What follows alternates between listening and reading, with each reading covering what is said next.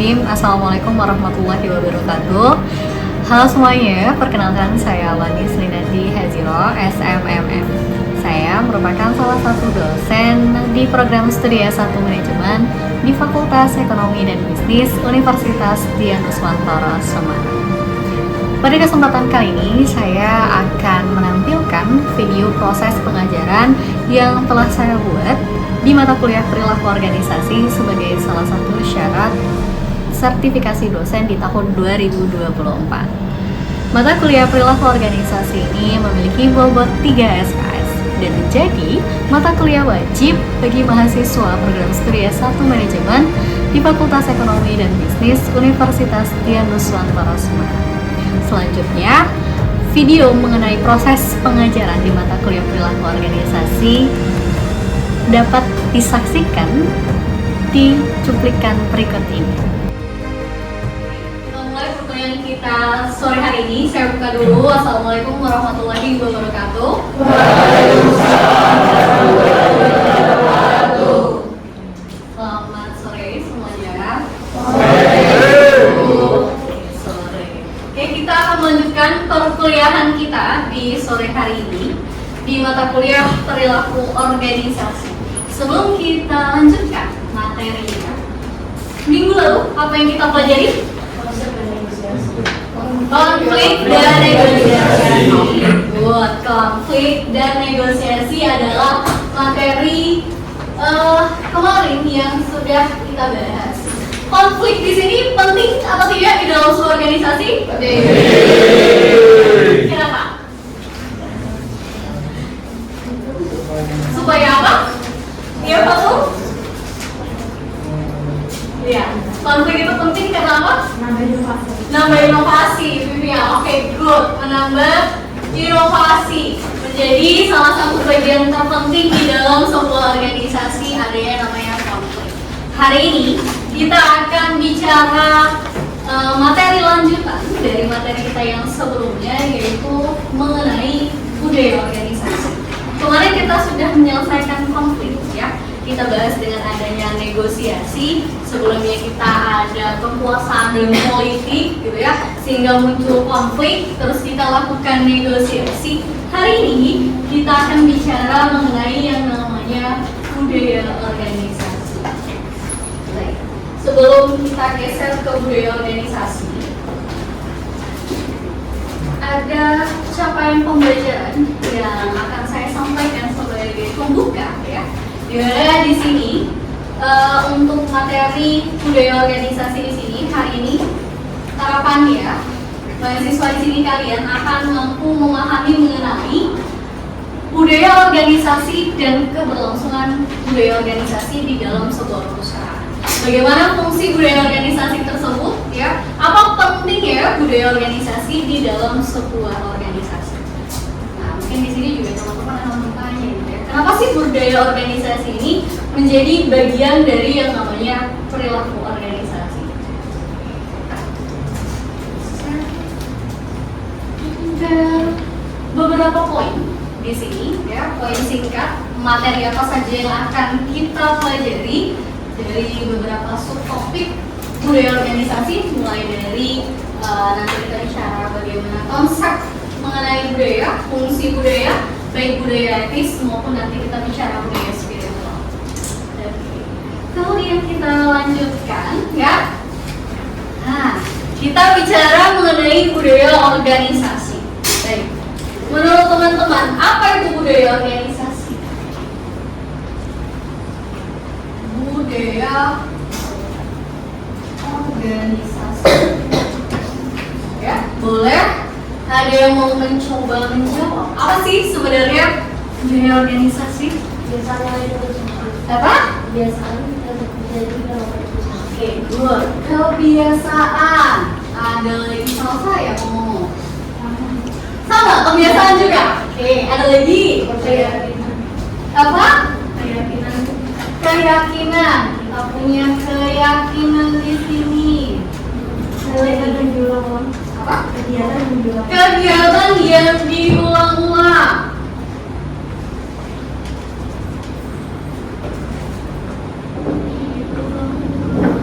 Ada lagi. dan aturan ya. Oke, terima kasih.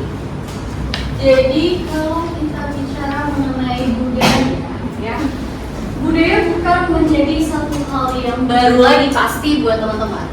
Bahkan di rumah teman-teman itu pasti punya budayanya masing-masing. Bahkan antar teman aja budayanya pasti berbeda. Misalnya kalau di rumah ya, misalnya faktur gitu kan ya, budaya di rumahnya maksimal pulang jam 7 malam. Nah gitu kan, itu adalah salah satu mungkin bagian dari norma yang menjadi bagian dari budaya. Ketika keluar dari rumah harus pamitan misalnya gitu kan ya. Nah mungkin berbeda dengan Muhammad Akbar ya kan. Kalau Muhammad Akbar mungkin budaya di rumahnya maksimal pulang jam 12 malam misalnya. Nah itu adalah salah satu hal yang akan membedakan antara budaya rumah di faktur dan budaya rumah di Akbar, yang nantinya akan membentuk karakteristik dari individu tersebut kalau kita bicara di dalam sebuah organisasi. Gimana budaya itu gitu ya? Nah ini definisi kalau yang ada di buku, yaitu mengenai budaya organisasi. Apa yang sudah disampaikan oleh teman-teman ya mengenai kebiasaan, keyakinan, norma, atau kegiatan yang secara berulang-ulang dilakukan, maka sama dengan yang kita bicara adalah aturan ya atau pedoman yang dianut secara bersama-sama, gitu kan? Yang diyakini secara bersama. Gak mungkin budaya itu ada tanpa ada yang melakukannya. Budaya itu pasti hadir karena sudah ada pencetus awalnya. Nah, kalau di perusahaan, ada yang pernah terbayangkan contoh budaya di perusahaan itu apa? Boleh mau mencoba? Contoh budaya di perusahaan. Doa pagi, benar ya, faktur, apa? Jam masuk kerja. Jam masuk kerja, mungkin apa? Beda dari yang lainnya? 9 sampai jam 5. Oke, jam 9 sampai jam 5 ya. Biasanya tuh jam 5 itu kita masuk jam 8 gitu ya. Mungkin dia dikasih kelebihan gitu ya, bahwa masuknya jam 9 mulai. Ini doa pagi misalnya, ada budaya doa pagi. Kalau mungkin sekolah gitu ya, teman-teman pernah dulu sekolahan ya? Sekolah masih sekolah ya, sebelum di sini. Nah, pas sekolah dulu, mungkin pas SMP, SMA ataupun SD, sebelum masuk ke kelas, teman-teman biasanya ada salaman pagi, misalnya dan sebagainya, yang mungkin tidak teman-teman dapatkan di sekolah yang lain. Nah, itu adalah menjadi ciri khas atau budaya dalam suatu organisasi yang pasti ada maknanya. Ya, kalau mungkin doa dulu biar nanti selama kegiatan berlangsung tidak ada halangan. Nah, itu kalau kita bicara budaya organisasi, ini ada contohnya. Kebaca sampai di belakang? Kebaca. Ya, jangan pernah nggak baca ya. Kebaca. Di sini ada dari Kementerian Keuangan bagian DPJB. Terus kita ada di Kementerian Agama. Kalau kita bicara kementerian, payungnya sama nih ya, payungnya kementerian. Tapi ada dua wahana yang berbeda. Satu agama, satu keuangan. Sehingga ternyata budaya mereka pun juga berbeda. Lihat dari sebelah kiri, singkatannya apa itu? Gitu kan ya. Nah, mungkin dari smile-nya di sini artinya senyum gitu ya. Mungkin harapannya pekerja di situ senyum terus gitu ya, senyum dan bahagia gitu ya, sebagai salah satu singkatan. Kalau BUMN itu apa singkatannya? Iya apa? Badan Usaha Milik Negara. Budayanya apa? Akhlak ya, akhlak ya. Jadi harapannya karyawannya di situ memiliki akhlak gitu ya, seperti di sini. Yang sebenarnya akhlak di sini ada juga kepanjangannya. Singkatan di sini sama dengan kementerian, meskipun saya agak lupa nih, ada amanah, ada kompeten, ada harmonisasi dan sebagainya.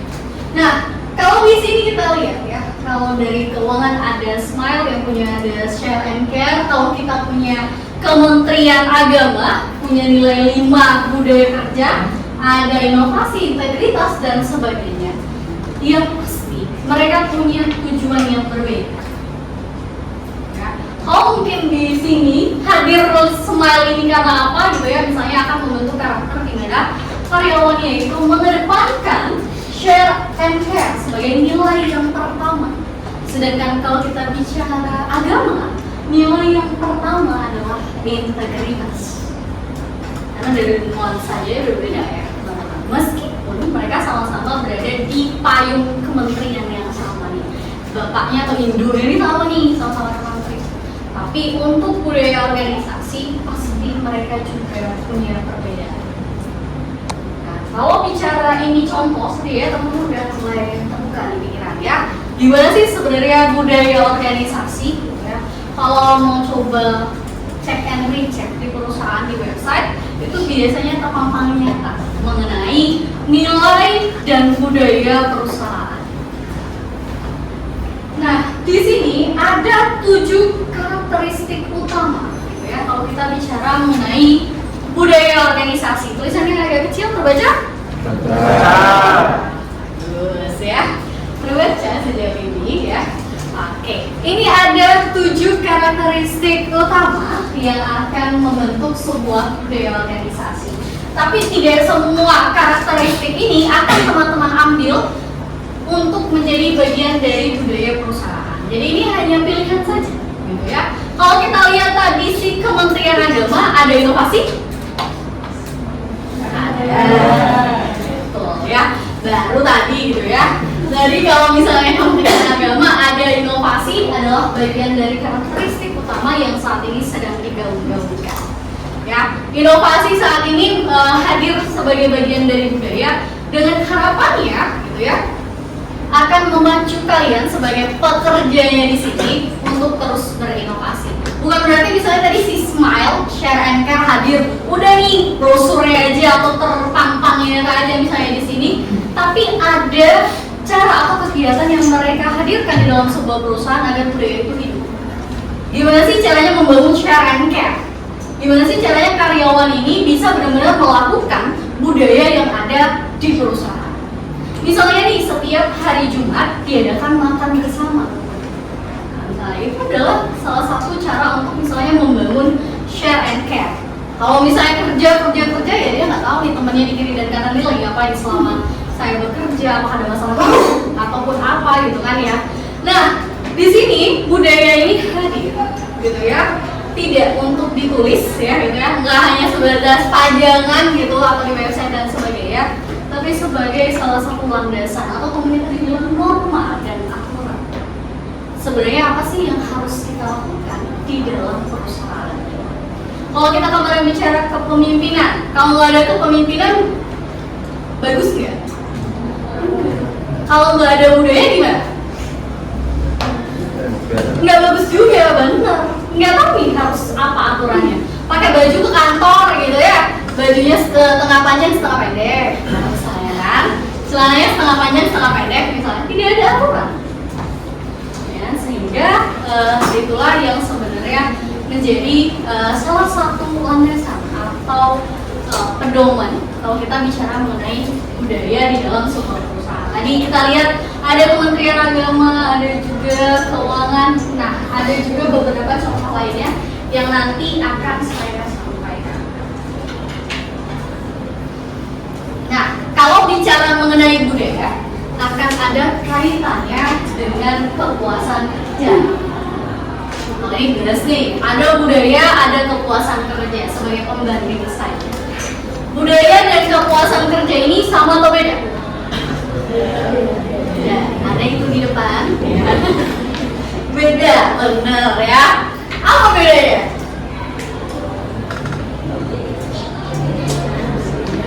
Gimana Joshua? Betul. Budaya itu deskriptif. Kepuasan kerja itu evaluatif. Evaluatif itu apa? Evaluasi, benar. Evaluasi. Berarti kita menilai, ya, menilai melakukan evaluasi yang ada di perusahaan ini bikin puas atau enggak. Namanya juga kepuasan kerja. Ya, itu namanya kepuasan kerja sebagai bahan evaluasi. Tapi kalau kita bicara yang namanya budaya masuk ke deskriptif, karena dia bukan sebagai bahan evaluasi, dia itu sebagai ciri. Ya, ciri kita atau ciri perusahaan itu seperti apa? Nggak ada evaluasi budaya, itu pasti tidak ada. Ya. Nah, maka akan ada perbedaan antara budaya organisasi dengan kepuasan kerja. Kalau kita bicara tadi budaya sebagai deskriptif, sedangkan kerja di sini adalah evaluatif. Udah bisa bedain ya? Kalau nanti tiba-tiba ditanya apa perbedaannya, dijelaskan. Nah, kalau kepuasan kerja itu kita melakukan evaluasi, apakah lingkungan kerja ya, atau organisasi di sini memberikan atau meningkatkan kepuasan kerja, atau sebaliknya, ya, atau menimbulkan ketidakpuasan bekerja di dalam sebuah organisasi. Misalnya seperti itu. Sampai di sini dulu nih, ada yang ingin ditanyakan? Luar biasa ya, selalu ngerti sepertinya ya. Oke, nah ini ada salah satu contoh budaya organisasi. Ini di perusahaan swasta. Tadi kita kementerian, ini adalah perusahaan swasta yang ada di Indonesia. Nah, kalau buka website ya gitu ya teman-teman, nanti gambarnya mereka ada 6 nilai budaya dari jarinya itu ya. Ada integritas sama sampai di bertanggung jawab, inovasi ada nggak? Nggak ada. Atau ada kata lainnya dari inovasi? Pikir kreatif. Ya, fokus sekali tampaknya ya. Oke, good ya. Jadi tidak ditulis inovasi gitu, enggak lah ya, pasti nanti ditulis dengan bahasa lain, misalnya kreativitas misalnya. Nah ini ditulis dengan berpikir kreatif. Jadi saat ini memang yang namanya inovasi akan selalu masuk ke dalam bagian dari budaya perusahaan. Oke, mungkin di sini ada maknanya dari simbol budaya ya, dari terbuka kemudian menggenggam bersama gitu kan ya, bukan jalan bersama pastinya ya. Kenapa ya? Ada sesuatu yang salah gitu. Oke, nah di sini mungkin di sini ada maknanya bahwa dari yang sebelumnya sendiri kemudian maksudnya ini merangkul bersama karyawannya gitu kan. Budaya ini tidak dikerjakan oleh pemimpin saja, tapi dikerjakan oleh semua yang menjadi bagian yang ada di dalam perusahaan. Tapi role modelnya siapa? Kalau pemimpin tidak menjalankan budaya, apakah kalian sebagai bawahan mau? Ya, betul. Pemimpin ya, benar. Pemimpin itu adalah orang yang menjadi pedoman. Kalau dia nggak jalanin, ya ngapain kita jalanin, gitu kan ya? Nah, di sini ada penjelasannya. Baca lah ya sedikit kayaknya. Nah, ini tadi kita ada berpikir kreatif, ada peduli sesama misalnya. Maka apa sih sebenarnya maksud dari poin-poin tersebut dan bagaimana melakukannya misalnya? Kalau kita bicara mengenai berpikir kreatif, misalnya poinnya adalah menerima ide-ide baru. Biasanya kalau kita bahas kemarin kepemimpinan gitu ya, ada yang pemimpin tidak terbuka gitu ya, pemimpin yang tidak menerima ide-ide dari bawahannya, semua terpusat di pemimpin. Nah di sini dengan membangun budaya berpikir kreatif, semua diberikan kebebasan. Kalau kita ingat kemarin ada kepemimpinan yang perubahan apa ya? Ayo, ada yang ingat gak? Depannya apa? Transformational, good, luar biasa, masih ingat ya. Yang lain langsung mengingat kembali ya, mungkin dibuka-buka lembaran masa lalunya itu ya. Kemana itu ya? Mungkin terbang, ditangkap kembali ya. Nah, itu adalah salah satu bagian dari bagaimana melaksanakan salah satu nilai yang ada di dalam sebuah perusahaan. Gak gambar doang, 6 poin. Terus apa nih? Kita sebagai bawahan juga nggak tahu gimana sih menjalankan misalnya berpikir kreatif, integritas, bertanggung jawab, ataupun hal lain. Ini satu contoh perusahaan swasta. Ini ada lagi. Tahu Lotte? Tahu lah ya. Ada nih masih di Semarang ya. Nah ini salah satu nilai budayanya poin pertama dia adalah kebahagiaan karyawan. Kenapa kebahagiaan karyawan bukan kebahagiaan pelanggan? Ayo, ya. Agar karyawan betah. Oke, good. Ada lagi? Melayani konsumen dengan baik serta karyawannya. Gimana kalau kita? Karena karyawan misal bahagia karyawannya, tentunya dia juga akan bahagia ketika melayani konsumen. Memaksimalkan kinerja luar biasa ya. Jawaban dari teman-teman yang sangat bagus itu ya, luar biasa. Saya simpulkan bahwa benar sekali, kalau karyawan yang tidak bahagia, apakah dia akan memberikan pelayanan terbaik ya? Kantor mimisan jungkir balik terjun payung gitu kan ya, boro-boro ketemu karyawan itu pelanggan gitu kan ya. Itu makanya yang pertama adalah kebahagiaan karyawannya dulu. Ketika karyawan ini bahagia dan tadi ada kepuasan kerja yang meningkat, maka dia akan memberikan kinerja yang maksimal. Ya, itu. Jadi jangan mentingin pelanggan dulu gitu ya, meskipun orientasi kita adalah profit. Kalau kita lihat ini perusahaan swasta, bukan perusahaan misalnya tadi plat merah gitu kan ya. Kalau misalnya kita bicara perusahaan swasta, udah pasti tujuan utamanya adalah meningkatkan profit.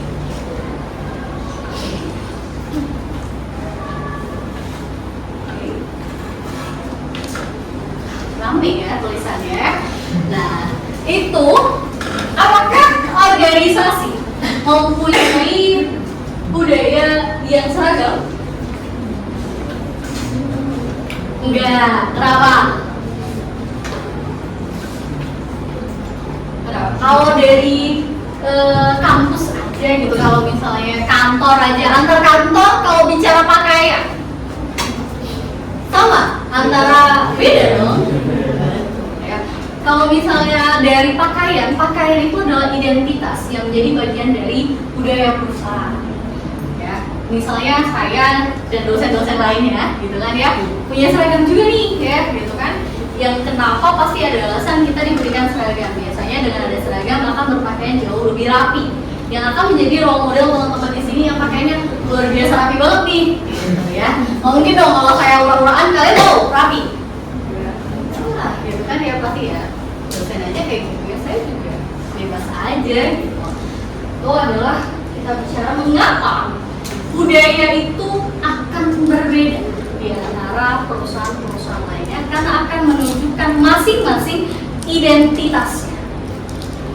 Kalau misalnya kita bicara ASN, mungkin teman-teman tahu ada baju putih gitu, biasanya ada pin Garudanya, ya, karena kan mereka ada nasionalismenya gitu kan dan sebagainya. Pasti ada makna balik semua identitas di setiap budaya perusahaan.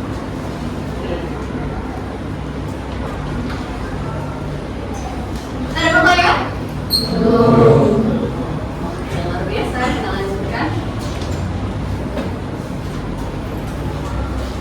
Nah, ini bagaimana cara perusahaan mempertahankan, gitu kan ya, budaya di dalam perusahaan. Sebenarnya pada intinya, bagaimana caranya ketika perusahaan itu punya budaya, tapi harus mempertahankannya. Pada intinya kalau kita bicara budaya, yang menjadi poin utama, pimpinan ini menjalani atau enggak, gitu ya, sebagai role model. Kemudian ketika kita akan melakukan rekrutmen karyawan, pastikan karyawan tersebut itu selaras dengan budayanya perusahaan. Karena rekrutmen ini pintu masuknya nih. Kalau punya karyawan yang ternyata sebagai calon ini dia punya pemikiran yang berbeda atau budaya yang berbeda, udah pasti nggak akan sejauh dengan budaya yang kita terapkan. Jadi yang pertama tadi kita punya pimpinan sebagai role model. Terus ada juga kalau kita cari karyawan, carilah yang mau, atau yang bukan yang mau ya, tapi yang dimana dia memiliki karakteristik untuk mau menjalankan budaya perusahaan yang nanti akan kita nilai di proses rekrutmen. Biasanya seperti itu. Itu salah satu cara yang bisa kita lakukan untuk mempertahankan budaya perusahaan. Untuk selanjutnya, jika tidak ada pertanyaan, ada tugas kecil gitu ya, untuk menguji sampai di mana nih pengetahuan teman-teman mengenai materi yang sudah saya sampaikan tadi mengenai budaya perusahaan.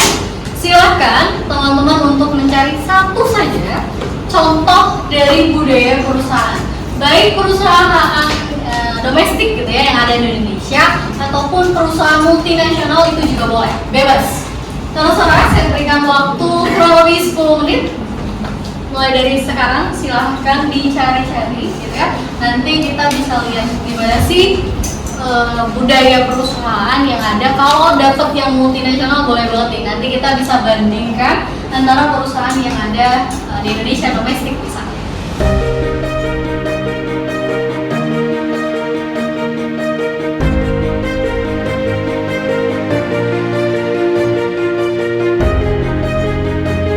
Oke, sudah selesai cari contohnya. Sampaikan sholat lima ya, luar biasa. Oke, ada yang ingin memberikan contoh perusahaan, budaya perusahaannya? Oh, wah, luar biasa sekali ya. Oke, karena terlalu banyak, kita ambil dua saja sebagai contoh ya. Mungkin dari sayap sebelah kiri ada Syafra, boleh silakan.